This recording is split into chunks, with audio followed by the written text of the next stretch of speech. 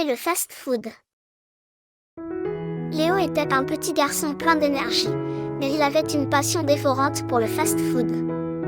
Chaque jour, il rêvait de hamburgers juteux, de frites croustillantes et de sodas sucrés. Ses parents tentaient de lui proposer des repas équilibrés, mais il trouvait toujours un moyen d'échanger ses légumes contre des sucreries ou d'insister pour commander une pizza au lieu d'une salade. Au fil des années, cette habitude commença à avoir des conséquences. Léo prit du poids, et même s'il ne s'en préoccupait pas au début, il commença à remarquer qu'il ne pouvait plus courir aussi vite que ses amis. Lors des récréations, il était toujours le dernier choisi pour les jeux. Il se fatiguait rapidement et préférait s'asseoir sur le banc plutôt que de participer aux activités. Un jour, lors d'une sortie scolaire au parc d'aventure, Léo vécut une expérience bouleversante. Ses amis escaladaient une grande structure de cordes, s'amusaient sur les toboggans et couraient d'un jeu à l'autre avec excitation. Léo, lui, était essoufflé dès les premières marches. Il tenta de grimper une échelle de corde, mais il glissa et tomba sur le sol, incapable de se hisser. Les autres enfants l'encouragèrent, mais il sentit un poids immense, non seulement sur son corps, mais aussi dans son cœur. Il était triste de ne pas pouvoir partager ces moments de joie avec eux. De retour chez lui, Léo s'assit devant le miroir et se regarda attentivement. Il pensa à tous ces moments où il avait préféré un sachet de chips plutôt qu'une pomme, une portion de frites plutôt que des carottes croquantes. Il comprit alors que son amour du fast-food l'empêchait de profiter pleinement de la vie. Ce fut une véritable révélation. Dès le lendemain, Léo prit une grande décision, il allait changer. Il commença par de petits pas. Lorsqu'il accompagna sa mère au supermarché, il choisit une banane plutôt qu'une barre chocolatée. Il remplaça son soda par de l'eau pétillante avec une rondelle de citron. Il demanda à ses parents de lui préparer des repas plus équilibrés et essaya de goûter de nouveaux aliments. Au début, ce ne fut pas facile. Il avait envie de ses anciens repas favoris, mais il découvrit rapidement qu'une salade de fruits était aussi délicieuse qu'une glace et que les légumes croquants avaient un goût bien meilleur qu'il ne l'imaginait.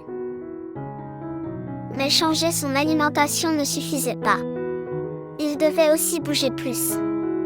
Il décida de commencer à marcher un peu chaque jour.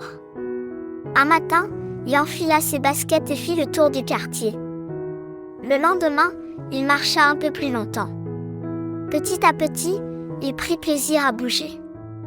Il demanda à ses parents de l'inscrire à un cours de natation où il se sentit plus léger dans l'eau et pouvait faire de l'exercice sans trop se fatiguer. Les semaines passèrent et Léo sentit son corps se transformer. Il se fatiguait moins vite, il était plus énergique, surtout, il se sentait plus heureux.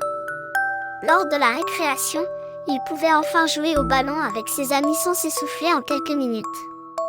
Un jour, il retourna au parc d'aventure avec sa classe et décida de tenter à nouveau l'échelle de corde.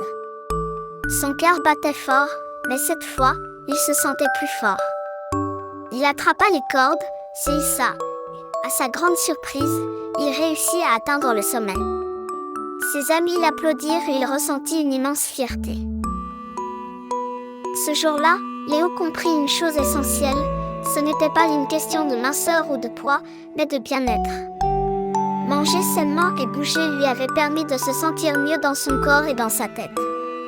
Il ne renonça pas complètement au fast-food, mais il le savourait avec modération, en appréciant également la variété des aliments sains. Avec le temps, il devint une source d'inspiration pour ses camarades.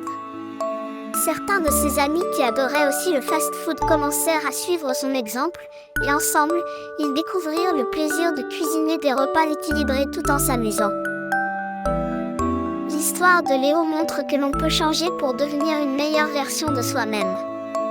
Avec de la volonté, de la patience et un peu d'effort, tout est possible.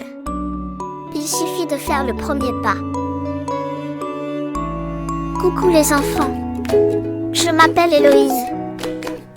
Bienvenue sur Histoire pour enfants, l'endroit où chaque histoire devient une aventure magique. Des contes intemporels, Des récits fantastiques et des histoires pleines de leçons de vie attendent vos petits explorateurs. Abonnez-vous dès aujourd'hui et embarquez avec nous dans un monde de rêve et d'imagination. Merci beaucoup.